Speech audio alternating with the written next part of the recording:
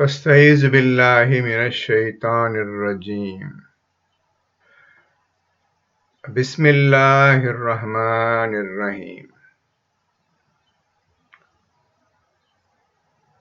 போன எபிசோடில் இரண்டாவது சூறாவில் 176 வரை பார்த்திருந்தோம்.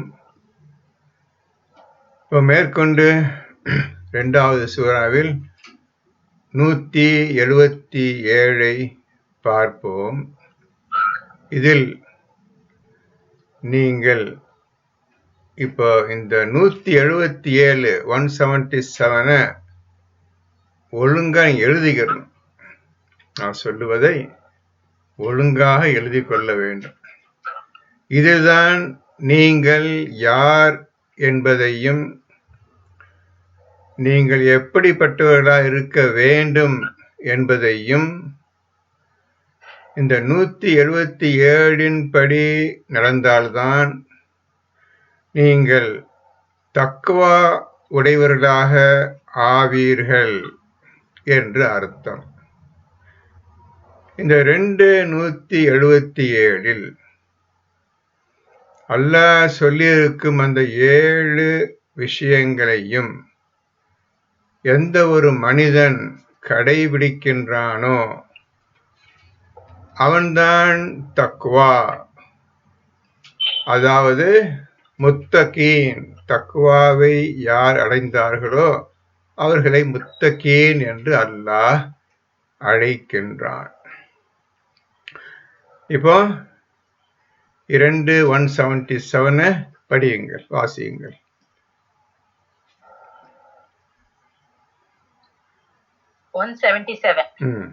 புண்ணியம் என்பது உங்கள் முகங்களை கிழக்கிலோ மேற்கிலோ திருப்பிக் கொள்வதில் இல்லை. இப்போ நம்பர் 1 போட்டுக்கிறங்க. 177ல ஃபர்ஸ்ட் விஷயம் நம்பர் 1 போட்டுக்கிறங்க. இதில் அல்லாஹ் சொல்லுவதை நன்றாக கவனியுங்கள். அல்லாஹ் என்ன கூறுகின்றான்?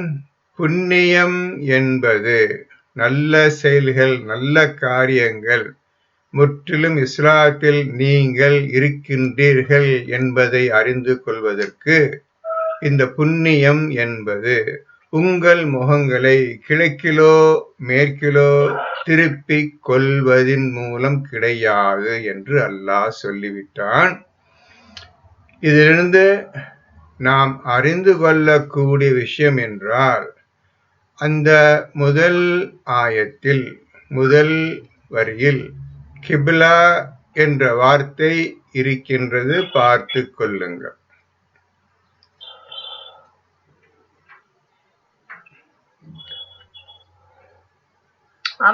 நல்லா பார்த்துக்க, எல்லாரும் பார்த்துக்கங்க.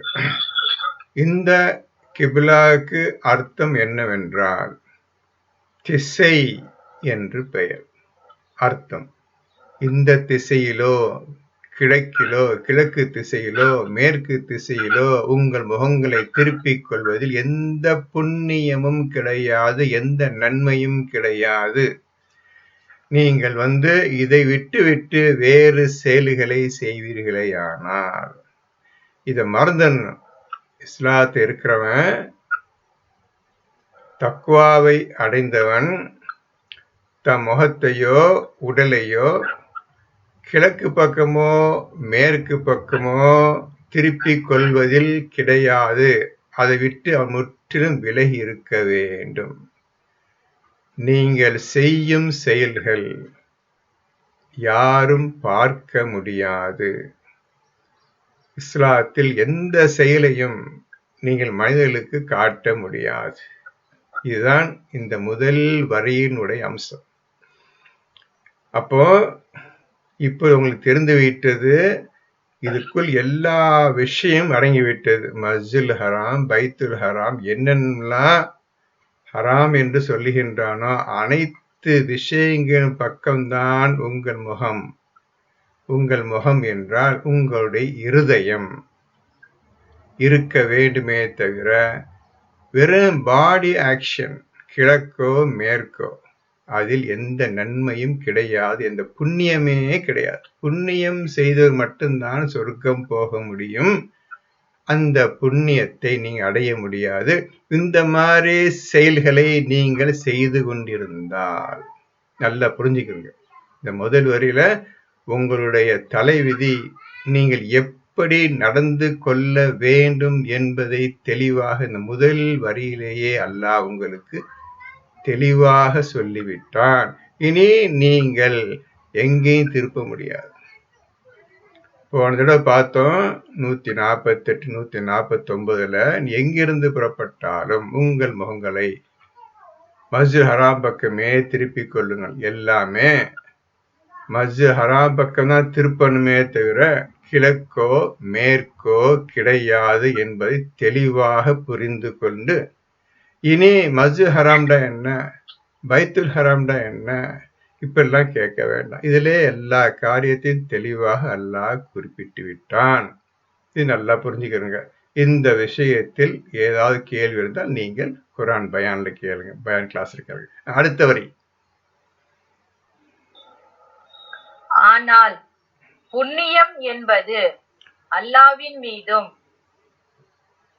இறுதி நாளின் மீதும் மலக்குகளின் மீதும் வேதத்தின் மீதும் நபிமார்கள் மீதும் ஈமான் கொள்ளுதல்.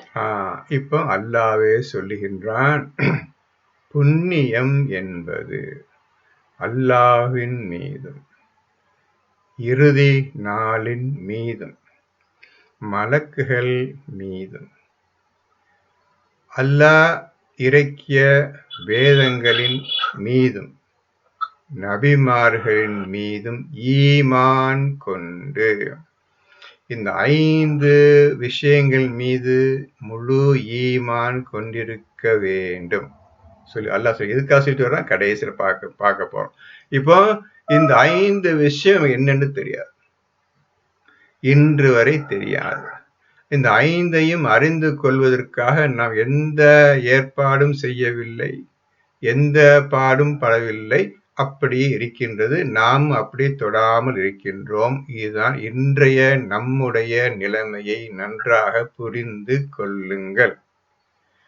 இப்போ 2வது விஷயம், 5 மீதும் ஈமான் கொண்டு, அதுக்கப்புறம் 3வது 1 2 3 ஃபர்ஸ்ட் ஒன்ல 1 இது 2 இதான் புண்ணியம் என்பது நல்லாவே விளக்கமா சொல்றான். புண்ணியம் என்பதுன்னு சொல்லி 2வது லைன்ல ஆண்டவன் சொல்றான், சொல்லிட்டே வர்றான். நம்பர் 3,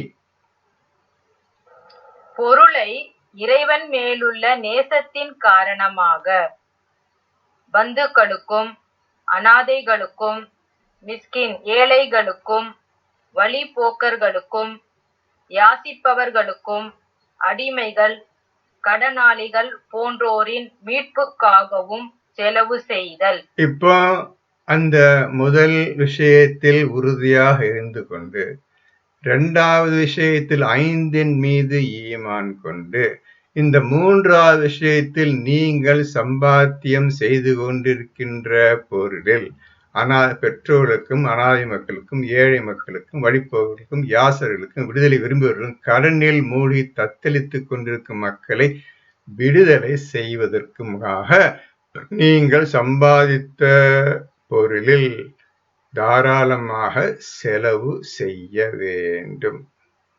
இந்த 1 2 3 இந்த 3 விஷயங்கள் பார்த்துட்டீங்க. செலவு செய்தல் இப்படியாக நாம் செய்கின்றோமா இல்லையா என்று அவரவர்களுக்கு தெரியும். அடுத்து நம்பர் 4th ஐட்டம், அதாவது 2ல 177ல 4th ஐட்டம். இன்னும் சலாத்தை நிலைநிறுத்தி முறையாக ஜகாத்தும் கொடுத்து வருதல். நல்லா புரிஞ்சுக்கிறீங்கப்பா. இப்போ உங்களுக்கு தர்மத்தை அல்லாஹ் தனியா பிரிச்சுட்டான், ஜக்காத்தை தனியா பிரிச்சுட்டான். உலகமுலா நீங்க கொடுக்கிற காசா ஜக்காத் சொல்லிட்டு இருக்கிறீங்க, அது மகா தப்புன்னு இப்ப தெரிஞ்சுக்கிறீங்க. அல்லாவே பிரிச்சு ஒரே ஆயத்துல தர்மம் ஒரு தனியை இப்பதான் படிச்சீங்க. இத்தனை பேர் 7 விதமான மக்களுக்கு தர்மம் கொடுக்க வேண்டும். இப்போ அதை கொடுத்த பின்னர் சலாத்தை நிலைநிறுத்த வேண்டும். சலாத் நமக்கு என்னவென்றே தெரியாது, அது விஷயமும் புரியாது, அதை பற்றி எந்தவித அறிவோ ஞானமோ கிடையாது. அதை அறிந்து கொண்டு நிலைநிறுத்த வேண்டும் என்ற விஷயத்தில் இதுவரை நாம் எந்தவித முயற்சியும் செய்யவில்லை. அதை சலாத்தை நிலைநிறுத்தி ஜகாத்தும் கொடுத்து வர வேண்டும். இப்பொழுது தெளிவாக உங்களுக்கு புரிந்திருக்குமே, தர்மம் ஒரு தனி விஷயம், ஜகாத் ஒரு தனி விஷயம் என்பதை அனைவரும் தெளிவாக தெரிந்திருப்பீர்கள். நீங்கள் செய்யக்கூடிய செயல்கள், அதாவது இத்தனை பேர் மேலே சொன்ன 7 பேருக்கு கொடுக்குறீங்களே, அது தர்மம், தான தர்மம். இப்போ ஜகாத், ஜகாத் நம்மளுக்கு என்னவென்றே தெரியாது, அர்த்தம் தெரியாது. சலாத்தை நிலைநிறுத்தினால்தான் நீங்கள் ஜகாத்தை கொடுக்க முடியும் என்பதை தெளிவாக தெரிந்து கொள்ளுங்கள். அப்படி இல்லை என்றால் இப்பவுமே எழுதிக்கிறோங்க, சலாத்தை நிலைநிறுத்தி அதில் வெற்றி கண்ட பின்னர் தான் நீங்கள் ஜகாத்தை கொடுக்க முடியும். ஆகவே தர்மம், தான தர்ம சதக்கா என்று சொல்லுவார்கள் தான தர்மத்துக்கு, இது ஜகாத். ஜகாத் என்னன்னு தெரியாது, அதையும் புரிஞ்சுக்கிறோங்க. சலாத்தை நிலைநிறுத்தி ஜகாத்தையும் கொடுக்க வேண்டும். அடுத்தது, இன்னும் தாம் வாக்களித்தால் தம் வாக்குறுதிகளை நிறைவேற்றுவோரும். இன்னும் இது அடுத்த பாயிண்ட், வாக்களித்தால் தன் வாக்குறுதியை நிறைவேற்றுபவர்கள் என்ன செய்வார்கள் அவர்கள்? இப்ப இதுலதான் நீங்க எல்லாம் இப்போ நம்ம அனைவரும் குர்ஆன் எடுத்துக்கொண்டோம், இதன்படி நடப்பதற்காக இறங்கிவிட்டோம், இதை விட்டால் நரகம் என்பதை நன்றாக தெரிந்து கொண்டோம். இப்பொழுது அல்லாஹ்விடம் வாக்குறுதி செய்யாமலேயே செய்துவிட்டோம், இந்த குர்ஆன் தான் எங்களுக்கு வழிகாட்டி, இதில் சொல்லப்பட்ட அல்லாஹ் என்ற இறைவனை தான் நாங்கள் நம்புகிறோம், இவன்தான் உண்மையான இறைவன், இவன் இட்ட கட்டளைகள் மக்களிடம், இந்த ஈமான் கொண்டவர்களிடம் என்னென்ன உறுதிமொழி வாங்கினானோ அனைத்தையும் ஒழுங்காக செய்வோம் என்ற எண்ணத்துடன் இப்பொழுது நீங்கள் குர்ஆனை ஓதி வருகின்றீர்கள். இந்த வாக்குறுதியில் நீங்கள் வழி தவறிட மாட்டீர்களே, புரிஞ்சுக்கிறீங்க, தவறிடக்கூடாது, தவறாம இருக்கணும். வரிசையா சொல்லிட்டு வந்துக்கிறான், யாரு முத்தகின் தக்குவா உடையவர்கள் எப்படி இருப்பார்கள் என்று 1 2 3 4 5 6 7 வந்துருச்சுப்போம். இதுல நீங்க படிக்க வேண்டிய விஷயம் ஏற்கனவே நான் தெளிவாக சொல்லியிருக்கின்றேன். 2வது சூராவில் 27 எடுத்து எழுதிக்கிறேன். இது வாக்குறுதி செய்த சமயம், வாக்குறுதி பூர்ணமாக நிறைவேற்றுவார்களும், அதுக்கு அந்த ஒரு விஷயத்துக்கு 2:27 எழுதிக்கிறங்க. அதுக்கு வீட்டில் உட்காந்து நிறைய படிச்சுக்கிறங்க, நிறைய சொல்லியிருக்கிறேன், படிச்சுக்கிறங்க. இப்போ வாக்குறுதியை மீற மாட்டார்கள், வாக்குறுதி செய்த சமயத்தில் தன் வாக்குறுதியை பூர்ணமாக நிறைவேற்றுவர்களும். அடுத்தது, துன்பத்திலும் கஷ்டத்திலும் யுத்த சமயத்திலும் உறுதியுடனும் பொறுமையுடனும் இருப்போரும் தான் நன்னெறியாளர்கள். மகத்தான கஷ்டம் இஸ்லாத்துக்காக, கஷ்டம் மகத்தான துன்பம் இஸ்லாத்துக்காக அல்லாஹ் ஏற்படுத்தும் சோதனைகளில் மூலமாக ஏற்படும் கஷ்டம், துன்பம். மேலும் அல்லாஹுக்காக நீங்கள் யுத்தம் செய்யும் பொழுது அதில் ஏற்படும் கடுமையான கஷ்டமும் துன்பத்தை 3 விஷயத்திலும் பொறுமையுடன் இருப்பார்கள். நிச்சயமாக அல்லாஹ்வின் உதவி நமக்கு வரும், அல்லாஹ் நம்மை கைவிட மாட்டான் என்று அவர்கள் உறுதியாக இருப்பார்கள்.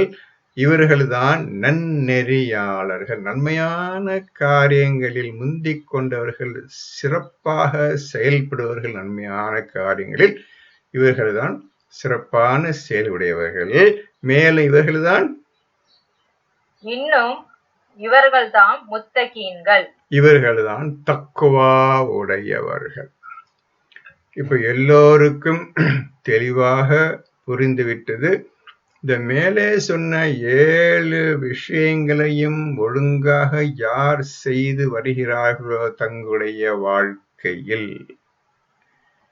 இவர்கள்தான் முத்தகீன்கள், தக்குவாவை அடைந்தவர்கள். ஏற்கனவே சொல்லியிருக்கிறேன், தக்குவா என்ற டிகிரி, இந்த டிகிரி அடையணும் சார், இதை அடையணும், இதை அடைந்தவர்கள் என்று அல்லாஹ் கூறுகின்றான். இந்த 2-1-7-7 எல்லோரும் எழுதிக்கிறங்க. எப்போது மனசு இருக்கட்டும், நீங்க தக்குவா உடையவர்களாக ஆக வேண்டும்.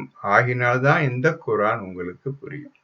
இத்தகையோர் தான் தக்குவா உடையவர்கள். இவரால் மட்டும்தான் இந்த மேலே சொன்ன 7 விஷயங்களையும் ஒழுங்காக செய்ய முடியும்.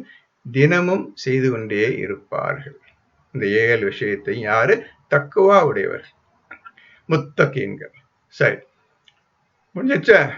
2-1-7 முடிஞ்சிருச்சா? இப்போ சரிம்மா, இப்போ நீங்க செய்ய வேண்டியது, எப்படி ஒருத்தன் தக்குவாவை அடைகின்றான், எப்படி ஒருத்தன் தக்குவா அடைகின்றான், அதையும் நான் ஏற்கனவே சொல்லிவிட்டேன், மறுபடியும் சொல்லுகின்றேன். எழுதி கொள்ளுங்கள். 47-17, சூரா நம்பர் 47-17, சூரா முஹம்மத், அதுல 17 படிங்க.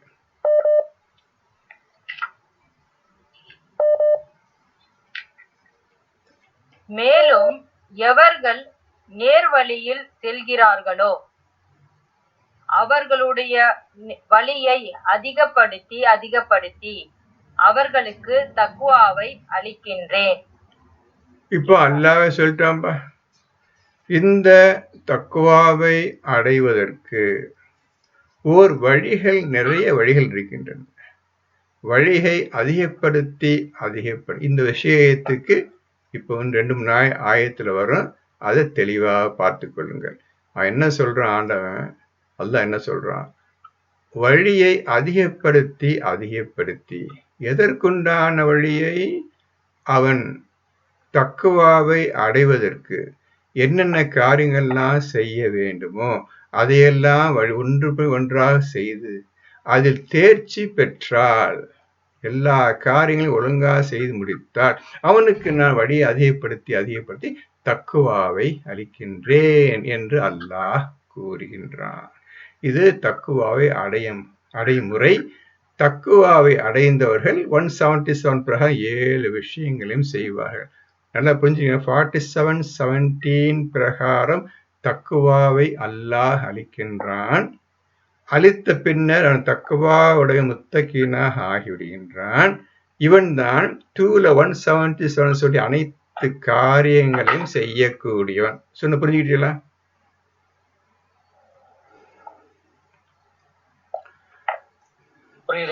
நான் 2 பிரிச்சு சொல்லிட்டேன், உங்களுக்கு தெளிவா சொல்லிட்டேன். எப்படி ஒரு மனிதன் தக்குவாவை அளிக்கின்றான், யாருக்கு தக்குவா அளிக்கின்றான் என்று பார்த்து கொண்டீர்கள். 47-17 அப்படி தக்குவா அடைந்த முத்தகீன் ஆகிவிடுகின்றான். அவன் செய்யும் செயல்கள் 2-177. எந்த பிரச்சனை இல்லையா? சரி, இப்போ 178 படிங்க. நம்பிக்கை கொண்டோரே, கொலைக்காக பழி தீர்ப்பது உங்கள் மீது விதிக்கப்பட்டுள்ளது. இப்போ 2-178 இதை நீங்கள் பழிக்கு பழி வாங்குவது என்ற தலைப்பில் எழுதிக்கிறங்க. எல்லோரும் எழுதிக்கிறங்க, பழிக்கு பழி. இப்போ முதல் வரியை என்ன படிச்சீங்கம்மா? நம்பிக்கை கொண்டோரே, கொலைக்காக பழி தீர்ப்பது உங்கள் மீது விதிக்கப்பட்டுள்ளது. ஒரு இறைவன் உங்களை பார்த்து, மனிதனை பார்த்து சொல்றான், ஈமான் கொண்டவர்களை பார்த்து சொல்றான், ஒருத்தன் கொலை பண்ணிட்டான் ஒருத்தன், அதுக்காக பழி தீர்ப்பது, பழிக்கு பழி வாங்குவது உங்கள் மீது விதிக்கப்பட்டு விட்டது. ஒரு இறைவன் இப்படி சொல்லலாமா தான் கேட்கிறான்.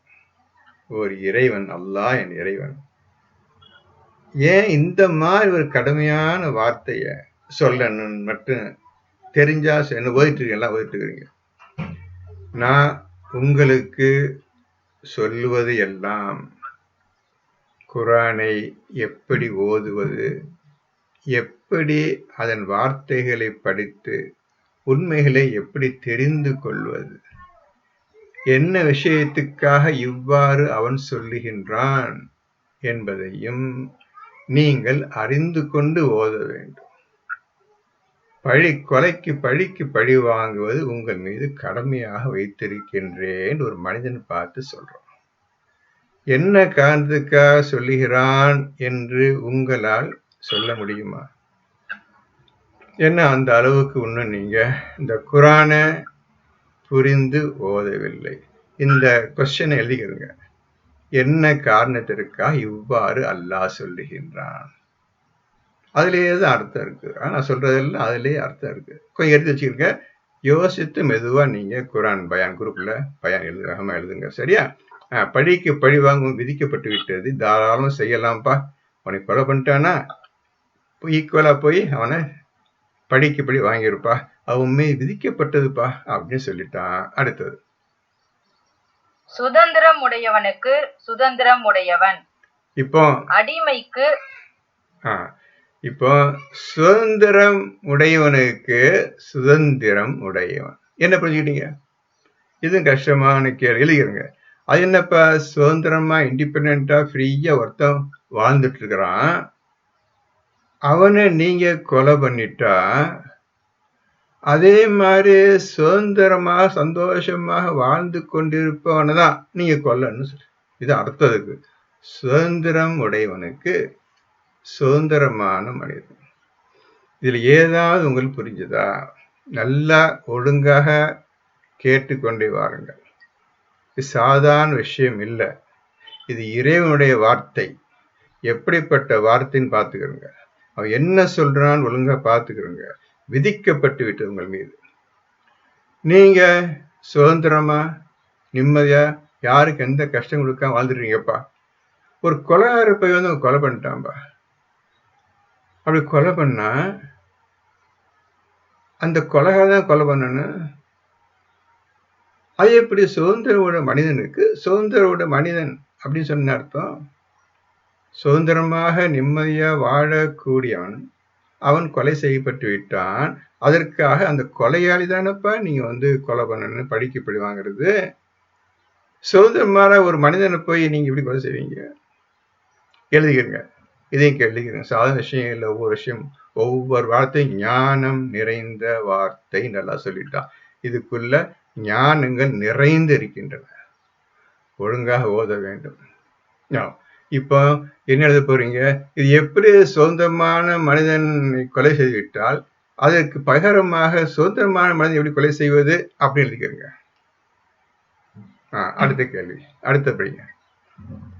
அடிமைக்கு அடிமை. ஒரு அடிமை உங்களிடம் இருக்கின்றார். அந்த அடிமையை அவன் ஒருத்தன் கொலை பண்ணிடுறான்ப்பா. அடிமைக்கு அடிமை. இதுலயும் பாருங்க, கொலை செய்தவனை பத்தி பேசவே இல்லை. கொலைக்கு கொலை பழி வாங்குவது உங்க மீது விதிக்கப்பட்ட ஜென்ரா புரியுது, பழிக்கு பழி வாங்குவது. ஆனா பழிக்கு பழி வாங்கக்கூடிய மனிதர்கள் சம்பந்தம் இல்லாம இருக்கிறாங்களே, அடிமைக்கு அடிமை. எத்தனையோ எல்லாரும் படிச்சிருப்பீங்கப்பா. ஏன் கவனம் இல்லாம படிச்சீங்க? என்ன மனசுல வச்சு படிக்கிறீங்க? இந்த மாதிரி சொல்லிட்டு டக்குனிக்க வேண்டாம். இந்த மாதிரி சொல்றானு என்ன அர்த்தம் இருக்குன்னு படிக்க வேண்டாம். அதான் நோட் பண்ணிட்டே இருக்கிறவங்ககிட்ட என்ன படிச்சீங்கல்ல, யாராவது இதுவரை இந்த படிச்ச கேள்வி கேட்பாங்க. என்ன இந்த மாதிரி போட்டுருக்குத, என்ன ஒண்ணு புரியல சொல்லுவாங்க. சரி பரவாயில்ல, இன்னும் உங்களுக்கு சொல்லிடுறேன். எப்படி ஓதம் சொல்லிட்டு வரேன்னா, அடிமைக்கு அடிமை. எப்படி சுதந்திரமான மனிதனுக்கு சுதந்திரமான, அடிமைக்கு அடிமை. எழுதிக்கிறங்க. அடிமையை ஒருவன் கொலை செய்து விட்டால் அதற்கு பிறகு கொலை செய்த கொலைக்காரன் தானப்பா நீ கொலை பண்ண. அடிமைக்கு எப்ப அடிமையை சொல்றான்? என்ன அர்த்தத்துக்கு? அடுத்தது, பெண்ணுக்கு பெண். அதே மாதிரிதான் பெண்ணுக்கு பெண். ஒரு ஆம்பளை வந்து ஒரு பெண்ணை கொலை பண்ணிட்டான்பா. யாரை கொலை பண்ண? அப்ப யார பழி வாங்கணும்? ஆனை பழிக்கு வாங்க. அதான் அர்த்தம். எவன் கொலை பண்ணான் அவன் தான் கொலை பண்ண. பழிக்கு பழி வாங்குறதுங்களா? ஆமாங்க சார். இப்ப என்ன போட்டு அல்லாஹ் என்ன சொல்றான்? பெண்ணுக்கு பெண். ஒரு பெண்ணு கொலை செய்யப்பட்டு விட்டால் நீங்க பெண்ணுக்கு பெண்ணை தான் கொலை பண்ணணும் என்று சொல்லி என்ன தெளிவா புரியுது. எப்படிப்பா இது? இது என்ன இது குரானா? இது மனிதன் எழுதியதா? அல்லது உண்மையே இறைவன் என்ற கடவுள் எழுதியதா?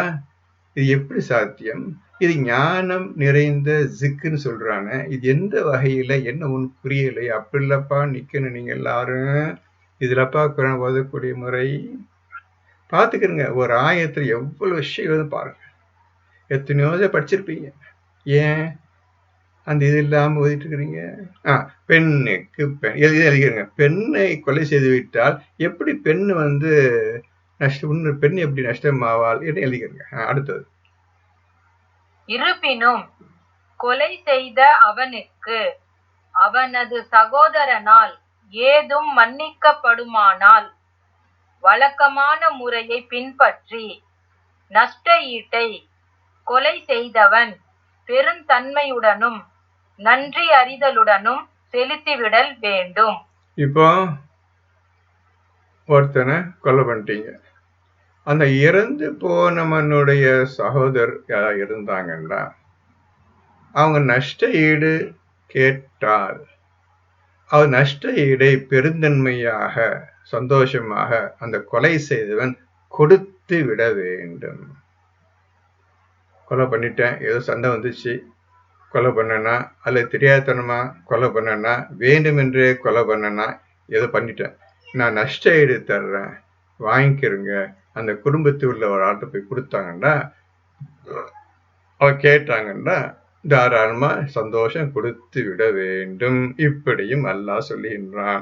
அடுத்தது, இது உங்கள் இறைவனிடம் இருந்து கிடைத்த சலுகையும் கிருபையும் ஆகும்.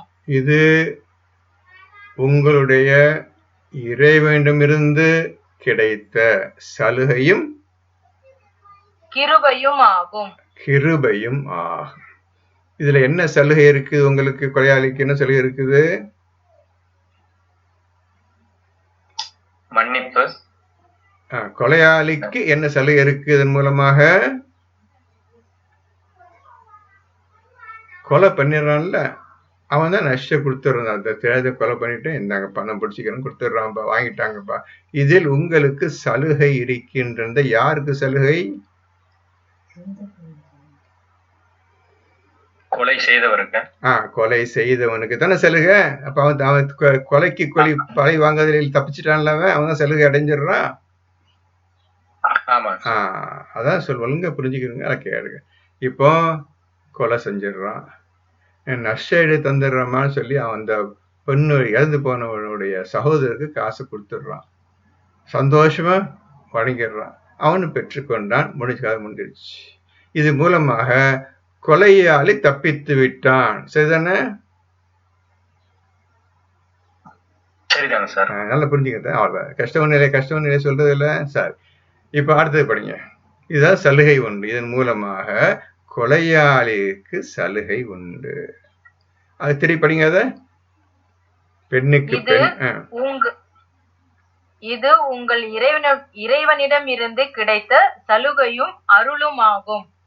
அதுக்கு முந்தி உள்ள வார்த்தை பெண்ணுக்கு பெண், அடிமை. அப்புறம் அதுக்கப்புறம் அங்கேதான் சுதந்திரமுடையவனுக்கு சுதந்திரமுடையவன், அடிமைக்கு அடிமை, பெண்ணுக்கு பெண். இருப்பினும் கொலை செய்த அவனுக்கு அவனது சகோதரனால் ஏதும் மன்னிக்கப்படுமானால் வழக்கமான முறையை பின்பற்றி நஷ்ட ஈட்டை கொலை செய்தவன் பெருந்தன்மையுடனும் நன்றி அறிதலுடனும் செலுத்திவிடல் வேண்டும். மன்னிச்சிடுறா. நசீர் சொன்ன மாதிரி மன்னிப்பு அவனுக்கு ஒரு ஆறுதல். நஷ்ட வாங்கிக்கிறான், அது அவனுக்கு தப்பிச்சு. 2 விஷயம் தப்பிச்சிடுறான். வழக்கமான முறையில் நல்லா பார்க்க, வார்த்தை தான் கவனிக்கணும். வழக்கமான முறையில் அப்படின்னு குரான சொல்றான். இந்த வழக்கமான முறை யார் ஏற்படுத்தியது? மனிதர்களுக்கு இந்த வழக்கமான முறை யார் ஏற்படுத்தியது? அல்லாஹ். எப்ப ஏற்படுத்தினான்? குரான் இந்த குரான் மூலமா குரான் மூலமாக ஏற்படுத்தினானா குரானுக்கு முன்னையே இந்த வழக்கமான முறை பின்பற்றி பெற்று வருகிறதா? குரானுக்கு முன்னமே காக்கா. அப்ப சரி, பரவாயில்ல. நல்லா எல்லாரையும் கேட்கிறேன், கேட்டு நல்லா புரிஞ்சுக்கிறேங்க. குரான் இப்பதான் வருது, இப்பதான் இறங்குது, இப்பதான் 2வது சூரா இறங்குது. 2வது சூரா 178 படிச்சுட்டு இருக்கிறீங்க. இதுக்கு முந்தி வழக்கமான பேச்சு இன்னும் உள்ள எங்கேயும் வரல. 1ல இருந்து 171 வரல. சரிதானே?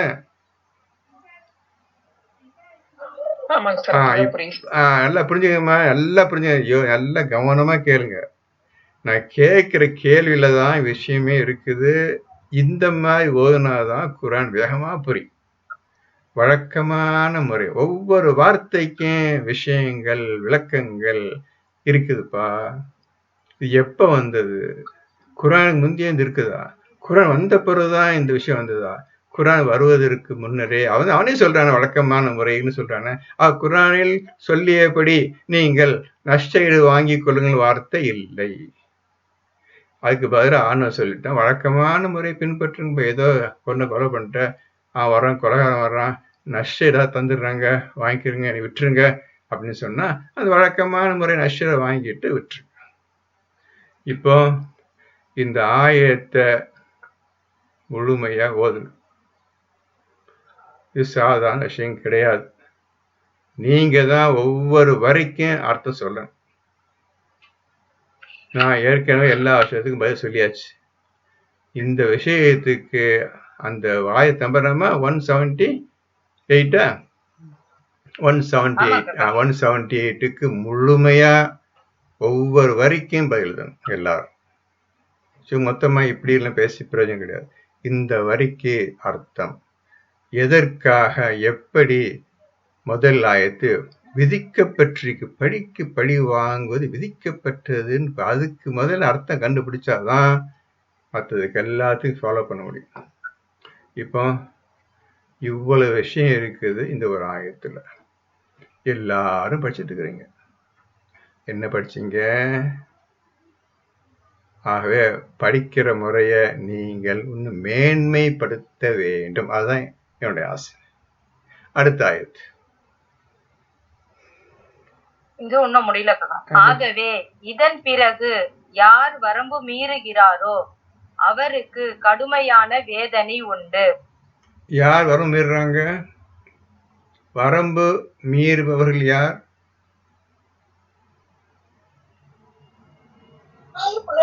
நஷ்ட ஈடு வாங்கியவங்க சார். நஷ்ட ஈடு வாங்கியவர்கள். இதெல்லாம் பத்தாது, ஒன்னும் அதிகமாத்தா, ஏற்கனவே ஒழுங்கா பேசி அதுக்குள்ள நஷ்டம் வாங்கியாச்சு, வாங்கி ஃபைசல் ஆயிடுச்சு, முடிஞ்சிச்சு கதை.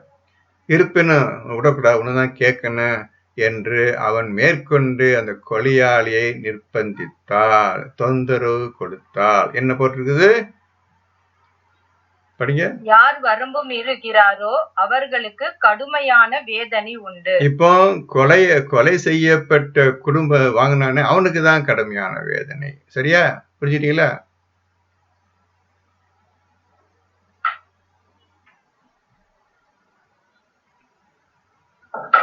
கொலை இப்ப நல்லா புரிஞ்சுக்கிறோங்க.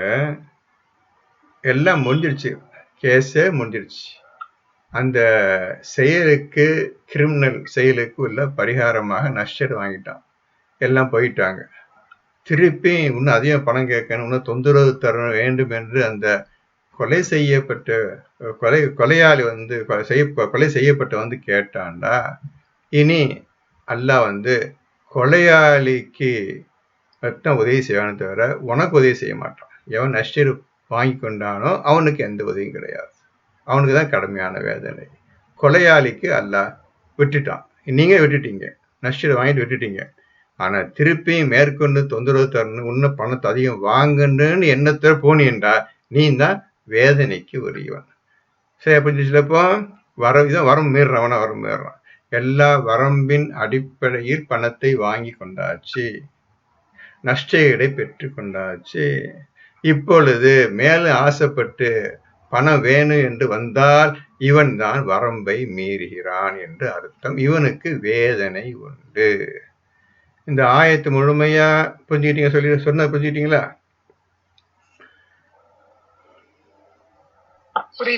அடுத்த ஆயத்தை படிங்க. இப்படிதான்ப்பா ஓதுன்னு குரான்.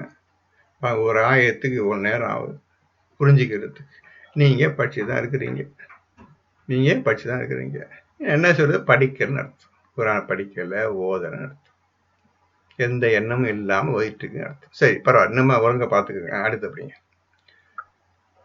179.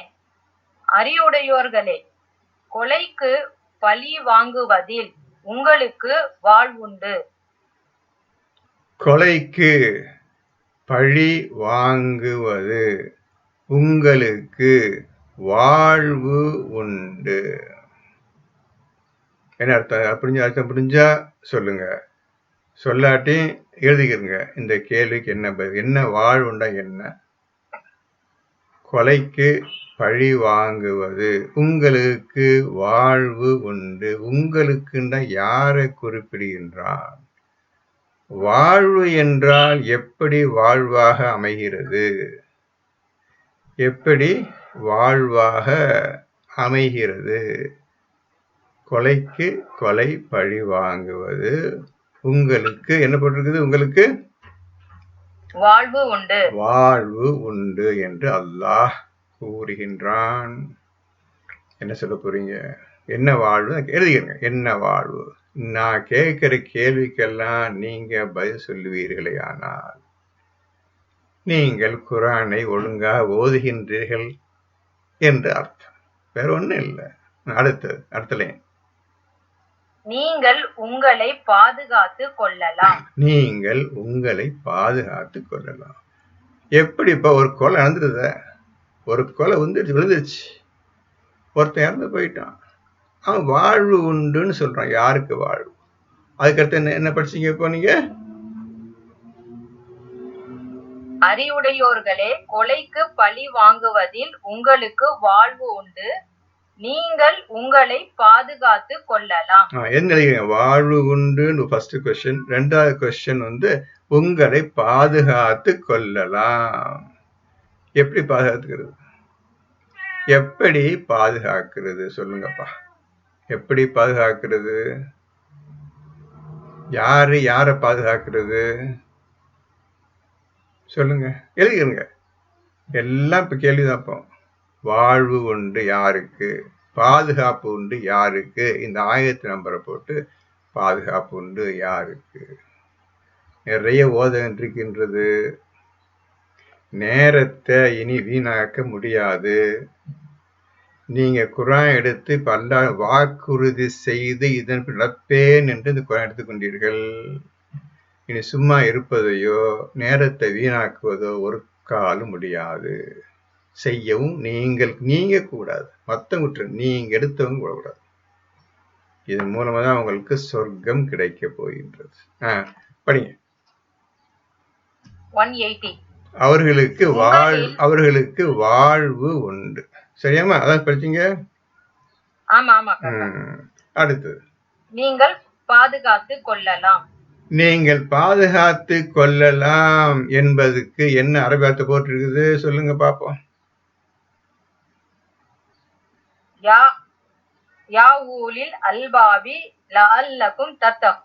நல்லா புரிஞ்சுங்க, எல்லாரும் புரிஞ்சுக்கிறீங்க. தத்தகூன், நீங்கள் தக்குவாவை உடையோராகலாம். இந்த வார்த்தை எப்படி படிக்க வேண்டும் புரிஞ்சுக்கணும். இந்த வார்த்தையை நீங்கள் தக்குவா உடையவராகலாம். இதன் மூலமா நீங்க தக்குவா உடையவராகலாம் என்றால் என்ன அர்த்தம்? தக்குவாவை நீங்க அடைஞ்சிட்டீங்க அர்த்தமா? அல்லாஹ்க்கு பயந்துட்டோன்னு அர்த்தம் காக்கா. தக்குவா உடையவர்கள் ஆகலாம். இப்பதான் வார்த்தையை கவனிக்கணும். அல்லாஹ்வுக்கு பயந்து விட்டீர்கள் என்று சொல்றானா, ஆகலாம் என்று சொல்றானா?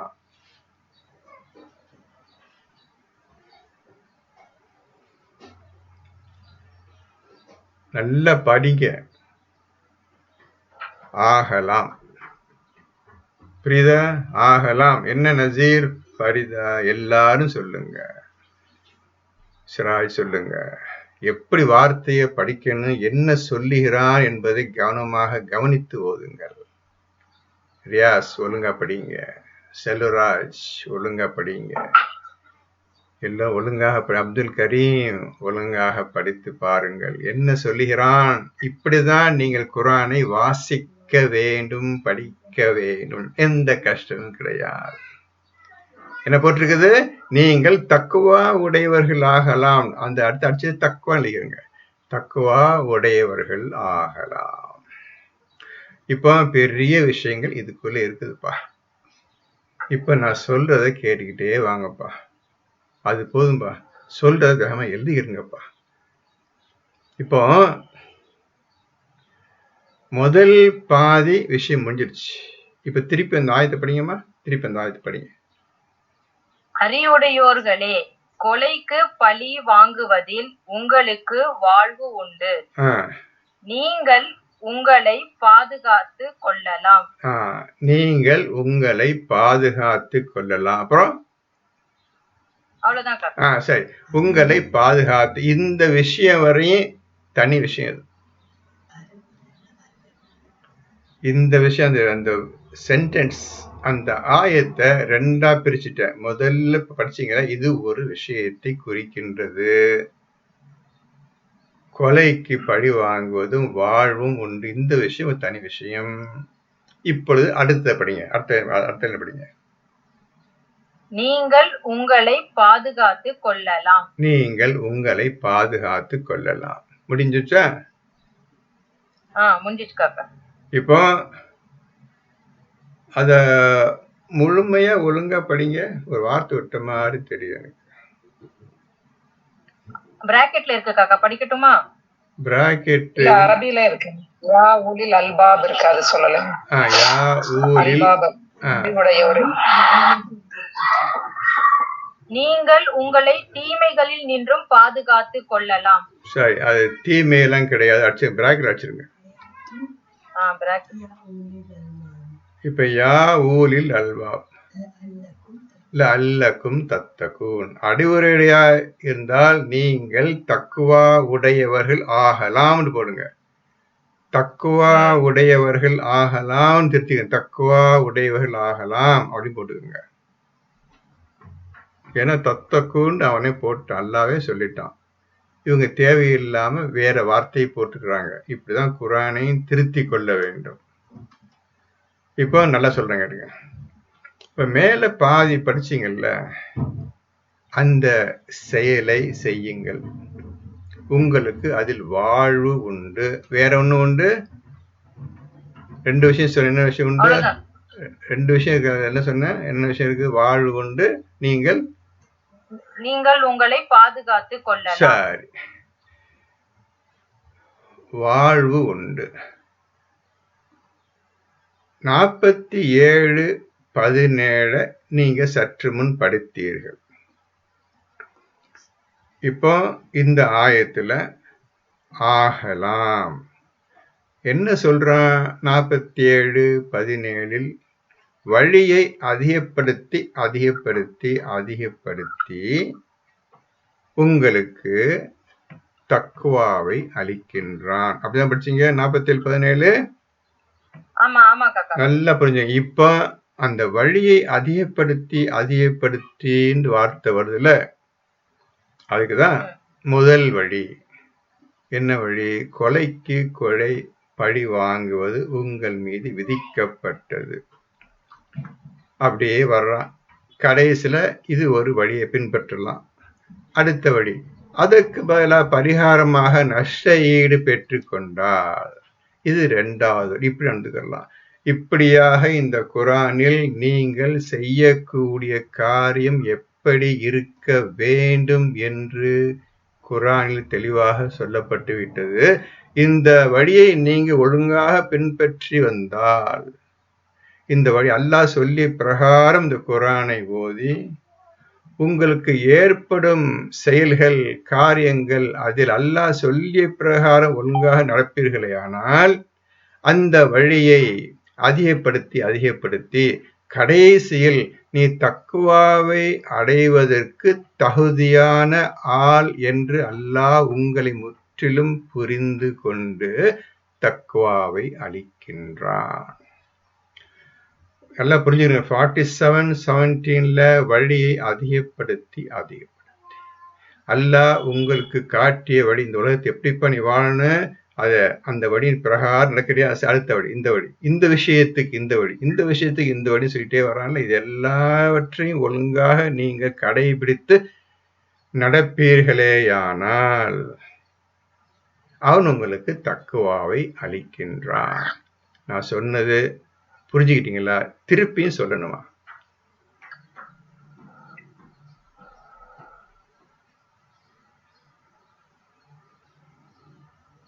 மற்றவர்களும் சொல்லுங்கள். வழியை அதிகப்படுத்தி நீ எப்படி இந்த உலகத்தை வாழ்ந்து கொள்ள வேண்டும் என்ற விஷயத்தை அல்லாஹ் கற்றுத் தருகின்றான். இவ்வாறாக நீ இந்த வழியை கடைபிடித்து ஒழுங்காக நடப்பீர்களேயானால் நான் திருப்தி அடைந்து உனக்கு நான் தக்குவாவை அளிக்கின்றேன் என்று சொல்லுகின்றான். புரிஞ்சதா?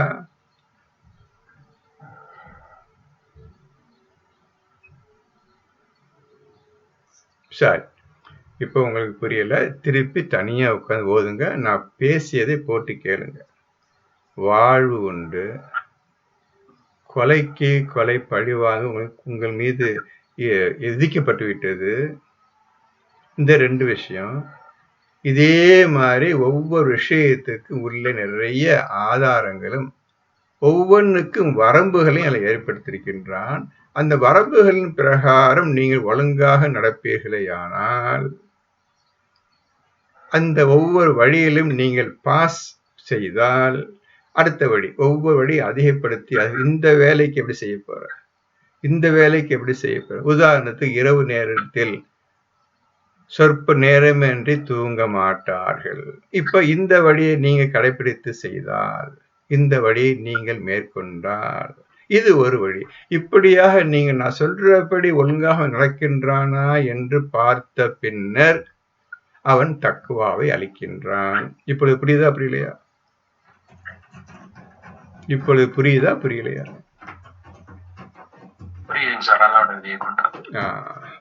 ஒண்ணு இல்லைங்க, அவன்தான் சொல்றான் வழியை அதிகப்படுத்தி எடுத்து தக்குவா தொந்தர மாட்டான். இந்த குர்ஆன் சொல்லியதை செய்து காட்டு, தர்மத்தை மாதிரி செஞ்சு காட்டு, அப்புறம் பார்த்துக்கலாம். சலாத்தையும் ஜக்காத்தையும் அப்புறம் பார்த்துக்கலாம்.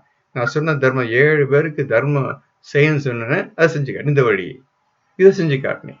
இதுல நீ ஒழுங்காக அல்லாஹ் சொல்லி 7 விதமான மனிதர்களுக்கு நீங்கள் தர்மம் செய்தால் இது ஒரு வழி. இப்படியாக ஒவ்வொரு வழியை அதிகப்படுத்தி கடைசியில் தக்குவா என்ற பட்டம் டிகிரியே கொடுக்கின்றான்பா. என்னம்மா புரிஞ்சுதா புரியலையா? அவங்க 2 பேருக்கு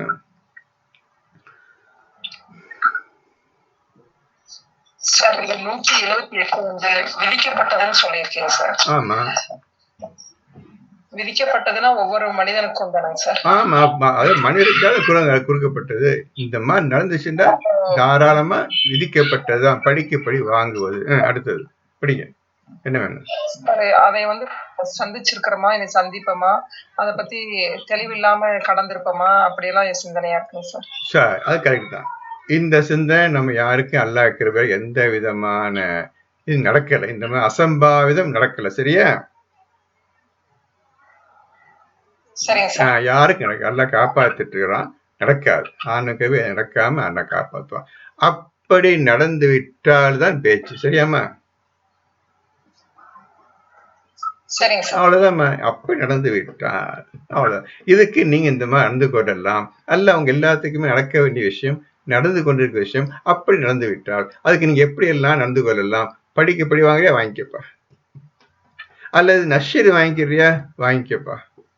அல்லது எப்படி உனக்கு அவன் இந்த செயலை செய்தானோ, கொலையோ துன்பத்தையோ கொடுத்து விட்டால் அதே அளவுதான் நீ அவனை பழி தீர்க்க முடியுமே தவிர அதுக்கு 1% மேல நீ ஏறக்கூடாது. இப்போ கோபத்துல ஏதோ ஒரு காரணத்தினால வேஷமா அடிச்சுட்டான், விழுந்துட்டிய. ஒரு அடி அடிக்காம பொறுத்து கதை முடிஞ்சது. இப்போ அதே முறையில் தான் நீ பழி தீர்க்க வேண்டும். ஆண்டவன் வார்த்தை குர்ஆன்ல படிச்சிருப்பீங்க. எந்த வகையில் எந்த அளவில் அவன் உங்களை துன்புறுத்தினானோ அதே அளவில் தான் நீங்கள் துன்புறுத்த வேண்டும். படிச்சீங்க இல்லையா எல்லாரும்? படிச்சிருக்கோம் காக்கா. எல்லாம் படிச்சுக்க இருக்குது. அப்போ ஒருத்த அடிச்சா அவங்க பட்டு ஒண்ணு செத்து போயிட்டான். இப்போ அதே அதே அளவுதான் நீ திருப்பி அடிக்கணும், பழி வாங்கணும். நீ சாவலைன்னு சொல்லி 40-50 அடி அடிச்சிட கூடாது, அது தப்பு. புரியுதா புரியலையா?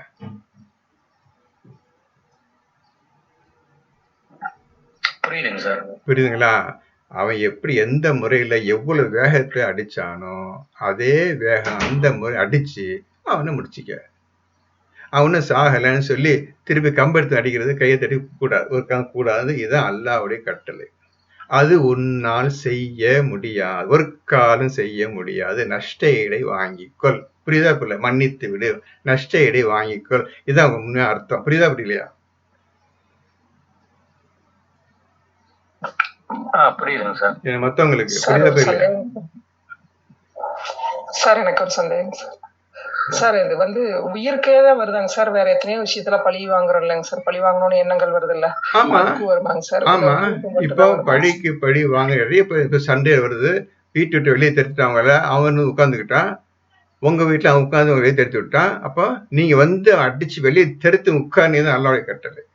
அடி எப்படி எந்த வகையில உங்க வெளியே தெரித்துனானோ அதே மாதிரி அடிச்சு வெளியே தெரிட்டு உங்க வீட்டுல உட்காரணும். இது அல்லாஹ்வுடைய கட்டளை. சரியா?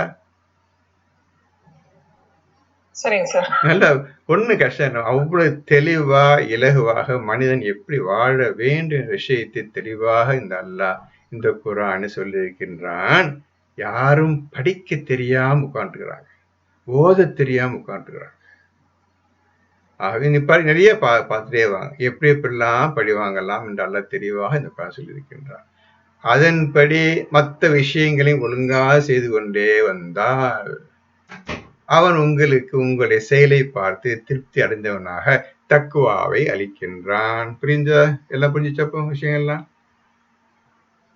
காக்கா, இது 178ல நம்பிக்கை கொண்டோரே சொல்லி கூப்பிடுறாங்களே காக்கா, இது எப்படி எல்லாருக்கும் சரியாகும்? கொலைக்கு பழி தீர்ப்பது 178ல எல்லாத்துக்கும் கிடையாது, உங்களுக்கு மட்டும் தான். நம்பிக்கை கொண்டவங்க எல்லாமே ஈமான் கொண்டவங்க தான். மத்தவங்களும் பேச என்னத்தையா பண்ணிட்டு போ, அவன் அல்லாஹ் நீ என்னையே வேண்டாம், என் குர்ஆனே வேண்டாம் என்று சொல்லி போய்விட்டாய். நான் எதுக்கு உனக்கு போய் இது இப்படி செய் அப்படி சொல்லணும்? நீ அல்லாஹ் வேணாம்னு சொல்லி போயிட்டிய. நீ படி வாங்கினாலும் சரி, படி வாங்கட்டாலும் சரி, என்ன செஞ்சாலும் சரி, அது நஷ்ட ஈடு வாங்கிட்டு வரவும் மீறினாலும் சரி, அதை கவலையே கிடையாது, நல்லா ஒதுங்கிட்டான். பேசுற உங்கள்கிட்ட தான் பேசிக்கிறான்ப்பா. இந்த உட்காந்துருங்க 10 உட்காந்துருங்கள, இந்த 10 பேர் ஈமான் கொண்டவர்களுக்கு தான். புரிஞ்சா? இல்ல இப்ப பரிதாக்க கேட்டாங்களே, மனிதர்களுக்கு எல்லாருக்குமான்னு அப்படி கேட்டாங்களே, அதுல அப்படியா? சரியா, நான் காது வாங்கிக்கல. மனிதர்கள் இது குர்ஆன் மனிதர்களுக்காக கொடுக்கப்பட்டது. நல்லா பாத்துக்கிறங்க, விஷயத்தை ஒழுங்கா புரிஞ்சுக்கிறீங்க. இந்த குர்ஆன் யாருக்காக அருளப்பட்டது? மனிதர்களுக்காக. இந்த மனிதன் தான் இந்த குர்ஆன் மீது ஈமான் கொண்டு விட்டால், நம்பிக்கை கொண்டு விட்டால், அதில் அவன் படிக்கின்றான். நம்பிக்கை கொண்டவர்களே அல்லாஹ் கூப்பிடுறான். மனிதன்ல நம்பிக்கை கொண்டவர்களை பார்த்தா கூப்பிடுறான். புரியுதா? இப்போ மனிதர்களுக்காக கொடுத்திருக்கிறேன். இப்ப ஒவ்வொன்னா வாங்கப்பா, இதை படிங்கப்பா, இதை படிச்சு ஈமான் கொண்டு நான் சொன்னதெல்லாம் சரிதான் என்று உங்க மனசு ஏத்துக்கிருச்சா? ஈமான் கொண்டீங்களா? அப்படி ஈமான் கொண்டு விட்டா, ஈமான் கொண்டவர்களே இப்ப மேற்கொண்டு நான் உங்களுக்கு விஷயம் சொல்ல போறேன், இதன்படி நடந்து கொள்ளுங்கன்னு சொல்லி ஆரம்பம் செய்கின்றான். புரியுதா? இப்போ இந்த குர்ஆன் மனிதர்களுக்காக கொடுக்கப்பட்டது. இப்ப திருப்பி உள்ள விஷயம் வரப்போது உள்ள, அதுலதான் இந்த குர்ஆன் மனிதர்களுக்காக கொடுக்கப்பட்டது. அந்த மனிதர்களில் ஈமான் கொண்டவர்கள் மட்டும்தான் தூய்மையான உணவை உட்கொள்ள வேண்டும். சரிதானே? இப்பதான் போட்டிருக்குது. நல்லா புரிஞ்சுக்கணுங்க. மனிதன் சொல்லிட்டான், சொல்லிட்டு அதுல இருந்து ஒரு பிரிக்கிறான். இத படிச்சவன், இத உணர்ந்தவன், இது உண்மை என்று உணர்ந்தவன், இதுவே நம்பிக்கை கொண்டவன், அது நம்பிக்கை கொண்டு தனியாக எக்ஸ்ட்ராக்ட் பண்றான். இந்த கூட்டத்திலேருந்து, மனித கூட்டத்திலிருந்து இந்த கூட்டத்தை எடுக்கின்றான். இவனுக்கு எல்லா நல்ல செயலை சொல்லிக் கொடுத்து கொண்டே கற்றுக் கொடுத்தே வருகின்றான். புரியுதா?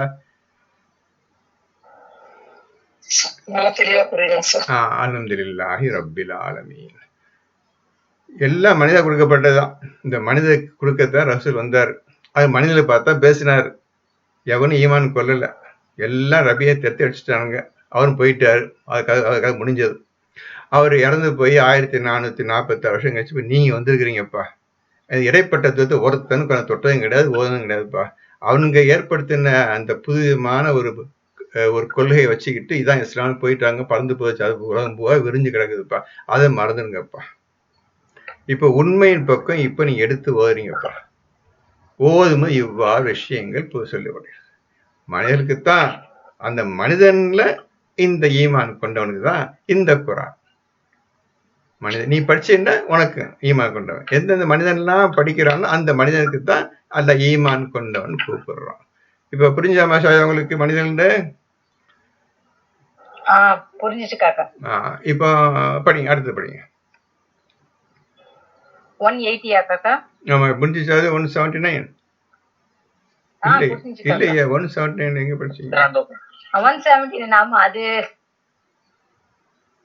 அறிவுடையோர்களே, கொலைக்கு பழி வாங்குவதில் உங்களுக்கு வாழ்வு உண்டு. நீங்கள் உங்களை பாதுகாத்து கொள்ளலாம். இந்த ரெண்டும் கேள்வி கேட்டுக்கிறேன், நீங்க பதில் சொல்லணும். வாழ்வு உண்டு, பாதுகாத்து கொள்ளலாம், எழுதி பதில் சொல்லணும் நீங்க. அடுத்தது 180. உங்களில் எவருக்கு மரணம் நெருங்கி விடுகிறதோ அவர் ஏதேனும் பொருள் விட்டு செல்பவராக இருப்பேன். அவர் தம் பெற்றோருக்கும் பந்துக்களுக்கும் முறைப்படி மரண சாசனம் செய்வது விதியாக்கப்பட்டிருக்கிறது. இப்போ விதியாக்கப்பட்ட விஷயங்கள் ஹெட்டிங் போட்டு முதல் விஷயம் 179, கொலைக்கு கொலை பழி வாங்குவது விதிக்கப்பட்ட ஹெட்டிங் போடுங்க. முதல் விதிக்கப்பட்டது 179. இப்ப 178. இப்ப அடுத்த விதிக்கப்பட்டது மரண சாசனம். நம்ம ஒருவருக்கு மரணம் நெருங்கி விட்டது, நம்முடைய சொத்து இருக்குது, அதை இவங்களுக்கெல்லாம் ஒழுங்காக கொடுத்து விட வேண்டும். எழுதாம போனா எவனா எடுத்துட்டு போயிடுவான், நம்ம குடும்பம், நம்ம பிள்ளைகள் எல்லாம் ரோல் நின்றும் அப்படின்னு சொல்லி மரண சாசனம் எழுத வேண்டியும். இது விதிக்கப்பட்டு விட்டது. ஒவ்வொரு ஆணும் பெண்ணின் மீதும் மரண சாசனம் எழுதுவது விதிக்கப்பட்ட அல்லாஹ்வுடைய கட்டளை. இவங்களுக்கெல்லாம் கொடுக்கணும், ஒழுங்கா கொடுக்க வேண்டும் என்று எழுத வேண்டும் என்று அல்லாஹ்வுடைய கட்டளை. திருப்பி படிங்க. உங்களில் எவருக்கு மரணம் நெருங்கி விடுகிறதோ அவர் ஏதேனும் பொருள் விட்டு செல்பவராக இருப்பேன். அவர் தம் பெற்றோருக்கும் பந்துக்களுக்கும் முறைப்படி மரண சாசனம் செய்வது விதியாக்கப்பட்டிருக்கிறது. இது ஒன்றும் பிரச்சனை இல்லை, தெரியுதவங்க புரிஞ்சுக்கிட்டீங்களா? பிரச்சனை இல்லை, விளக்கணுமா இருக்கு? இன்னும் ஒரு லைன் இருக்குக்காக, இது முத்தகீன்கள் மீது கடமையாகும். நல்லா புரிஞ்சுக்கோங்க. யார் எழுதணும்னு கேட்டா முத்தகீன், ஈமான் கொண்டவர்களாக ஆக பின்னர், நம்பிக்கையாளர்களாக ஆன பின்னர், அவன் உங்களுக்கு தக்குவாவை அளித்த பின்னர், நீங்கள் தக்குவா உடையவர்களாக இருக்கும் பொழுது உங்கள் மீது இந்த விஷயம் விதிக்கப்பட்டிருக்கின்றது, மரண சாசனம், டெத் வில். இதை எழுதுவது உங்கள் மீது விதிக்கப்பட்டிருக்கு. பார்த்துக்கணும், யாருக்கு போதுன்னு பார்த்துக்கிறோங்க. முதல்ல மனிதர்கள். அந்த மனிதர்கள் ஆசைப்பட்டு எடுத்தவன் ஈமான் கொண்டவன், நம்பிக்கை கொண்டவன். அந்த நம்பிக்கை கொண்டவன் ஹையஸ்ட் டிகிரி போயிட்டு ஒவ்வொரு நாள் முன்னேறிட்டே போகணும், தக்குவாவை அடைய வேண்டும். இந்த தக்குவாவை அடைந்தவர்கள் மீது இது விதிக்கப்பட்டு விட்டது. புரிஞ்சதா?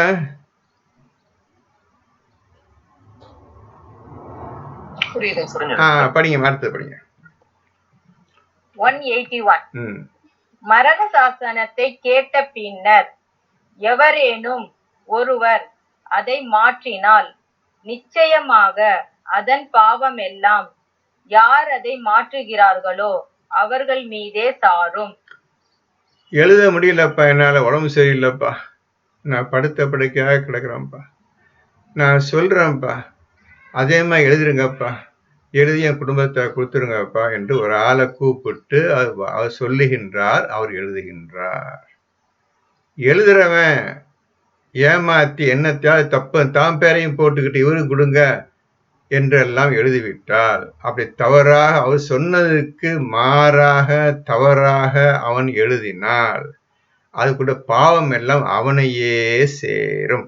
அடுத்தது, நிச்சயமாக அல்லாஹ் யாவற்றையும் கேட்பவனாகவும் அறிபவனாகவும் இருக்கின்றான். ஆகவே நீங்க என்ன சொன்னீங்களோ அதையும் அறிந்து கொண்டிருக்கின்றான், கேட்டுக்கொண்டும் இருக்கின்றான்.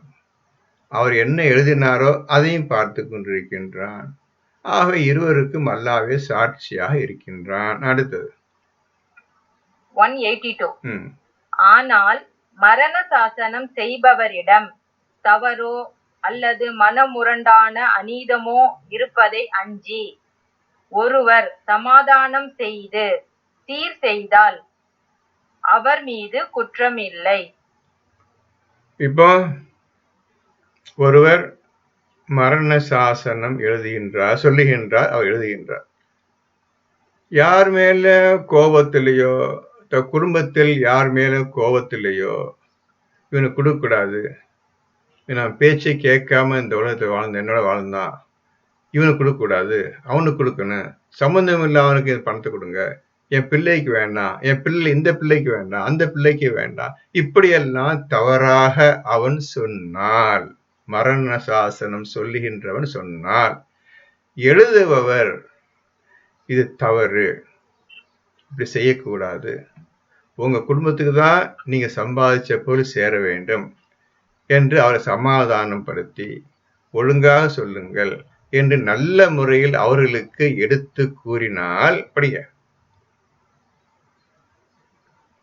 சமாதானம் செய்து சீர் செய்தால் அப்படி செய்பவர் மீது குற்றம் இல்லை. அப்படி இந்த மாதிரி தப்பு தப்பா சொல்றீங்களே, யார் மேல கோபத்துல இந்த மாதிரி கொடுக்க மாட்டேன்னு சொல்லுங்க, நீங்க பெத்த பிள்ளைக்கு கொடுக்க மாட்டேன்னு சொல்றீங்களே, மனைவி கொடுக்க வேணாம்னு சொல்றீங்களே, இதெல்லாம் தப்பு இல்லை என்று சமாதானம் செய்து அவருக்கு நல்ல புத்திமதியை கூறினால் அவர் மீது எந்த தப்பும் கிடையாது. சரிதானே? இது புரிஞ்சுக்கிச்சா? படி. நிச்சயமாக அல்லாஹ் மன்னிப்பவனாகவும் நிகரற்ற அன்புடையவனாகவும் இருக்கின்றான். இப்படி நல்லது செய்வீர்களேயானால் நிச்சயமாக அல்லாஹ் உங்களை மன்னிக்கக்கூடிய நிகழ்ச்சி அன்புடையவனுமாக இருக்கின்றான். இது ஒரு வழி. வழியை அதிகப்படுத்தி தக்குவாவை அடைக்கின்றான், தக்குவாவை அடைகின்றான். தக்குவா உடையவர்தான் மரண சாசனம் சொல்லுகின்றார். இப்ப எழுதுவர் நல்ல மனிதர், இப்ப அவருக்கு வழியை அதிகப்படுத்திட்டே இருக்கிறாங்க. ஒழுங்கு நடக்கிறியா, ஏமாத்த நடந்துக்கிறியா அப்படி என்று இப்ப அந்த விஷயத்தை 2 பேர் பிரிகிறாங்க. ஒரு ஆள் தக்குவா உடையவர் மரண சாசனம் சொல்லுகின்றார், அவர் தக்குவா அடைந்தவர். எழுதுகின்றவர் அல்லாஹ் வழி அதிகப்படுத்தி என்று 47:17 படிச்சீங்க. இவர் அல்லாஹ் சொன்ன பிரகாரம் அவரை சீர்திருத்துகின்றார், சமாதானத்தை பற்றி பேசுகின்றார், குடும்பமுக்கு கொடுங்க, நீங்க சம்பாதிச்ச குடும்பத்தை கொடுங்க, யார் கொடுக்க வேணும் நல்லது சொல்லுகின்றார். இப்படியா இவரை அல்லாஹ் சீர்திருத்து கொண்டு வருகின்றான். எதற்காக? வழியை அறிவிக்கிறதுக்காக, தக்குவாவை கொடுப்பதற்காக இவரை சீர்திருத்து வைக்கிறார். புரிஞ்சுதா? புரிஞ்சுச்சு காக்கா. இப்ப நல்லா புரிஞ்சுக்கிறீங்கப்பா, ஒரு கஷ்டம் இல்லம்மா. இந்த ஆயத்துல பாருங்க, ஒரு ஆள் தக்குவா உடையவராக உங்களுக்கு தெரிந்து விட்டது. ஏன் தக்குவா உடையவர் விதிக்கப்பட்டு சொல்லிட்டான். அவர் சொல்றாருமா 47:17 வழியை அதிகப்படுத்தி அது ஒருத்தன் ஈமான் கொண்டுட்டான்பா, இதன்படி நடக்க வேண்டும் என்று முடிவு செய்துட்டான்பா. இப்ப அவனுக்கு இந்த மாதிரி அனுப்புறான். பெரிய சொத்து அவன் இருக்குது, நினைச்ச சொத்தை எல்லாம் தாம்பை எழுதி போட்டுக்கல, எதா செய்யலாம் இல்ல, அவர் நல்லது செய்யறார்.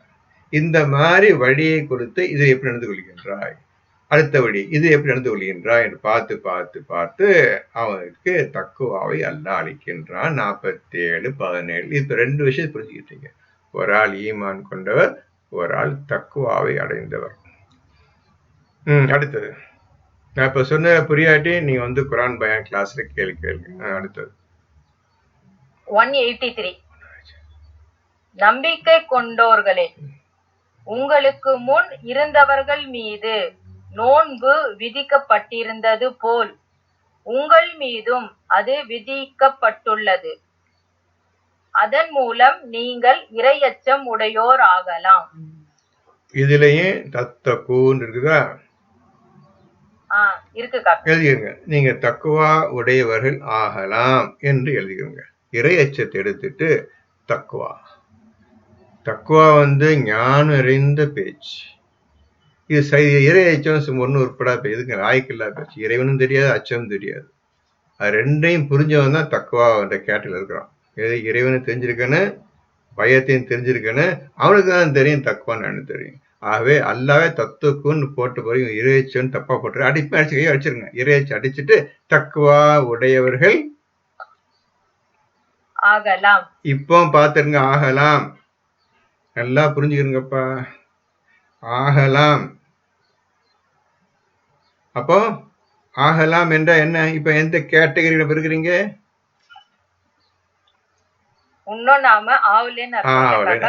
ஆமாப்பா, அதான் உண்மை அர்த்தம். இன்னைக்கு வரையும் நம்ம நோம்படி எதுக்குமே லாய்க்கலாம் உட்காந்து. என்ன நஜீர் புரிஞ்சதா? ஃபரிதா புரிஞ்சதா? சிராஜ் புரிஞ்சதா? செல்வராஜ் புரிஞ்சதா? நல்லா கேட்டுக்கிறேங்க, பரவாயில்ல. இப்போ திருப்பி படிங்கம்மா. அத நம்பிக்கை கொண்டோர்களே, உங்களுக்கு முன் இருந்தவர்கள் மீது நோன்பு விதிக்கப்பட்டிருந்தது போல் உங்கள் மீதும். இது விதிக்கப்பட்ட விஷயத்தை 3வது வந்துருச்சு பாருங்க. 1, 2, 3 விதிக்கப்பட்ட. இதெல்லாம் விதிக்கப்பட்டு வருது. ஒவ்வொன்றா எழுதிட்டு வாங்க. விதிக்கப்பட்டது அப்படின்னு ஹெட்டிங் போட்டு எழுதிட்டே வாங்க. இதெல்லாம் விதியாக்கப்பட்ட விஷயம். உங்களுக்கு முன்னர் நோன்பு விதிக்கப்பட்டது போல் உங்கள் மீது நோன்பு விதிக்கப்பட்டிருக்கின்றது. இதுக்கு கிறிஸ்தவ மக்கள் 40 நாள் நோன்பு பிடிக்கிறாங்கன்னு சொன்னாங்க, கேள்விப்பட்டுக்கிறேன். நிறைய பேர் சொல்றாங்க அவங்க 40 நாள் நோன்பு பிடிக்கிறாங்கப்பா. இதுக்கு முன்னர் ரசூலுக்கு முன்னர் கிறிஸ்தவ இருந்தாங்க. அதுக்கு முன்னர் தௌராத் யூதர்கள் இருந்தாங்க, அவங்களுக்கு நோன்பு விதிக்கப்பட்டிருக்கிறது. இப்படியாக எல்லோருக்கும் நோன்பு விதிக்கப்பட்ட பிரகாரம் உங்கள் மீதும் நோன்பு விதிக்கப்பட்டிருக்கிறது. யார் மீது? ஸ்டார்டிங்ல படிங்க. நம்பிக்கை கொண்டவர்களே. நல்லா புரிஞ்சுக்கங்க. நம்பிக்கை, இந்த குரான் மீது ஈமான் கொண்டு விட்ட பின்னர், நம்பிக்கை கொண்ட பின்னர் உங்கள் மீதும் நோன்பு விதிக்கப்பட்டு விட்டது. முன் இருந்தவர்கள் மீது நோன்பு விதிக்கப்பட்டிருந்தது போல் உங்கள் மீதும் அது விதிக்கப்பட்டுள்ளது. அதன் மூலம் நீங்கள் தக்வா உடையோர் ஆகலாம். இந்த நோன்பை நீங்க பிடித்தால் நீங்கள் தக்குவா உடையவர்கள் ஆகலாம்.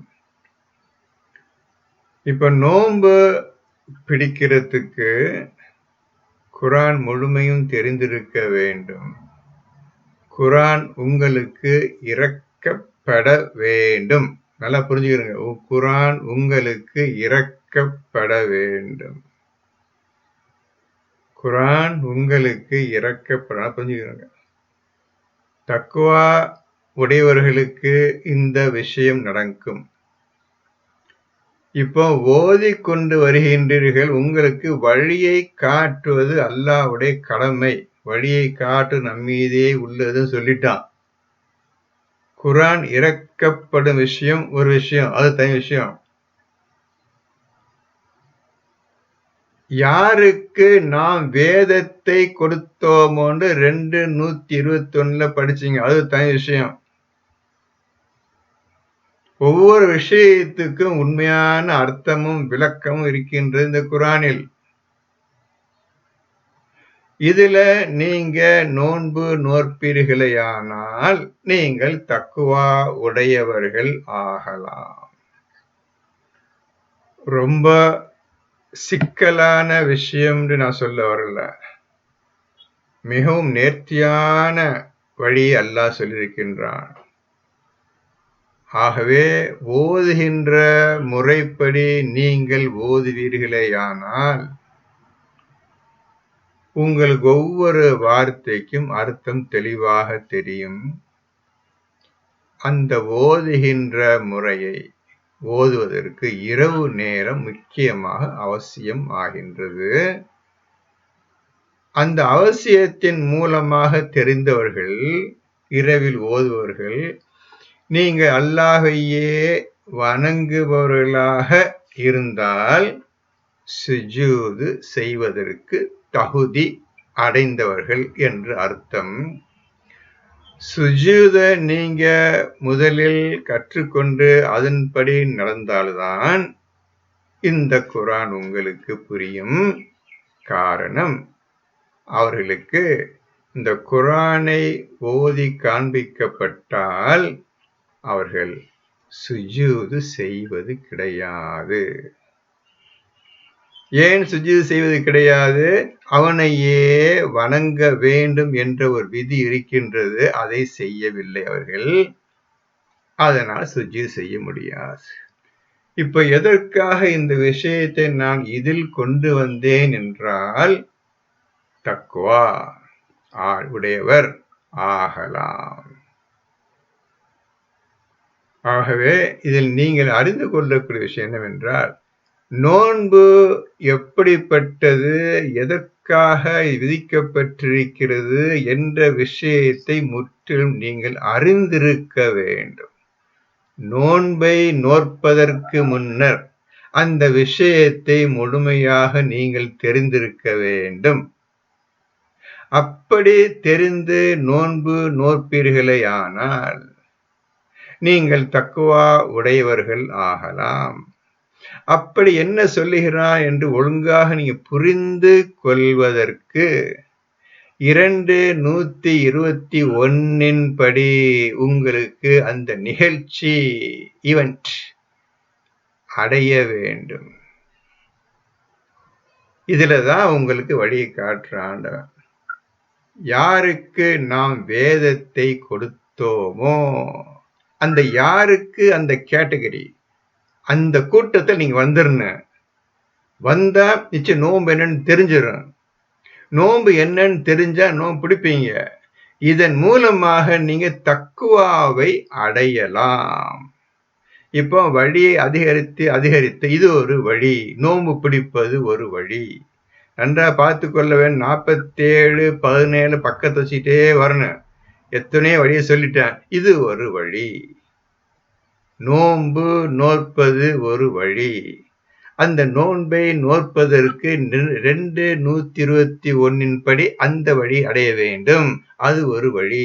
அந்த வழியின் மூலமாக தான் நோன்பு எப்படி பிடிப்பது என்று அல்லாஹ் கொடுத்த வேதத்தில் சொல்லப்பட்டிருக்கின்றது.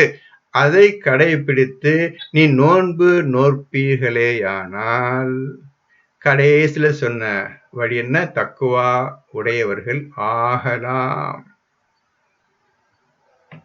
இவ்வளவு விஷயம் சொல்ல வேண்டியிருக்குதுப்பா ஒரு விஷயத்தை புரிஞ்சுக்கிறதுக்கு.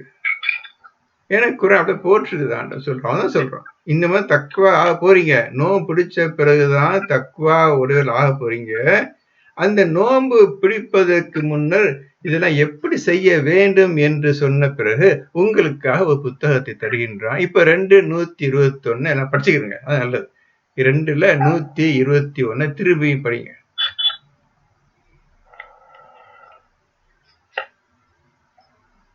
யாருக்கு நாம் வேதத்தை கொடுத்தோமோ அவர்கள் அதை எவ்வாறு ஓதிட வேண்டுமோ அவ்வாறு ஓதுகிறார்கள்.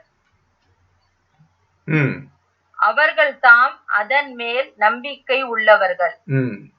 யார் அதை நிராகரிக்கின்றார்களோ அவர்கள் பெரும் நஷ்டவாளிகள்.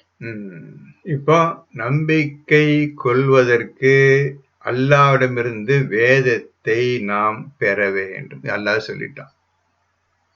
அவனால் மட்டும்தான் இந்த காரியத்தை ஒழுங்காக செய்ய முடியும். அதுலதான்ப்பா 47:17 சொல்லிய பிரகாரம் வழி அதிகப்படுத்தி அதிகதான் எல்லா வழியும் அந்த வேத புத்தகத்தை தர்றான்ல உங்களுக்கு, அதுலதான்ப்பா இருக்குது.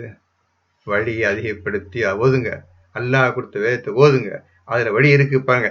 செஞ்சுக்கிட்டே வாங்க, செஞ்சுக்கிட்டே வாங்க, நீங்க தக்குவா உடையவர்கள் ஆகலாம். அதுல ஒண்ணுதான் இந்த நோன்பு விஷயம். அந்த புத்தகத்தை நோன்பு எப்படி பிடிக்குன்னு போட்டிருக்காரு. இந்த விஷயம் இப்ப சொன்ன விஷயம் உங்களுக்கு புரிஞ்சதா புரியலையா?